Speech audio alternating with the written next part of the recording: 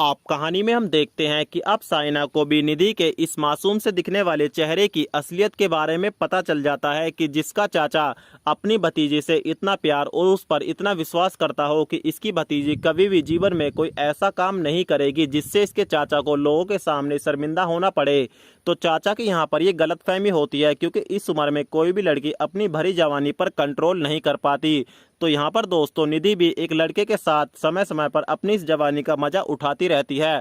तो साइना इसको बोलती है कि पर तुम टेंशन मत लो, मैंने तुम्हारे चाचा को तुम्हारे इस बारे में कुछ नहीं बताया, लेकिन तुम जो कर रही हो वो ठीक नहीं है, क्योंकि एक दिन जब तुम्हारे चाचा को तुम्हारी इस हरकत के बारे में पता चलेगा तो उनके पास आत्महत्या करने के अलावा कोई दूसरा ऑप्शन नहीं बचेगा। आप दूसरी तरफ हम देखते हैं कि मोहल्ले का एक लफंगा और आवारा लड़का निधि के घर के सामने एक सीसीटीवी कैमरा लगा देता है ताकि इसको निधि के घर का कोई सबूत मिल सके और ये निधि को ब्लैकमेल करके इसके साथ मजे ले सके और इसके चाचा से भी अपनी बेइज्जती का बदला ले सके। आप सुबह को जब निधि मंदिर चली जाती है तो यहाँ पर शाइना चाचा के कमरे में आती है और चाचा को इधर उधर छूने लगती है। उसके बाद दोस्तों चाचा भी इसके मन की बात पढ़ लेते हैं कि आखिर ये लड़की क्या चाहती है। फिर चाचा इसको बोलते हैं कि ये जो तुम कुछ कर रही हो ये बिल्कुल भी ठीक नहीं है, क्योंकि तुम मेरे दोस्त की बेटी हो। अगर कल मेरे दोस्त को हमारी सच्चाई के बारे में पता चलेगा तो मैं उसको क्या जवाब दूंगा। तो ये चाचा को बोलती है कि मुझको जमाने की कोई भी परवाह नहीं है, मैं तुमको पसंद करती हूँ और तुमसे प्यार करती हूँ। अगर तुम मुझको पसंद नहीं करते तो तुम्हारी मर्जी के बिना कुछ भी नहीं हो सकता। उसके बाद दोस्तों चाचा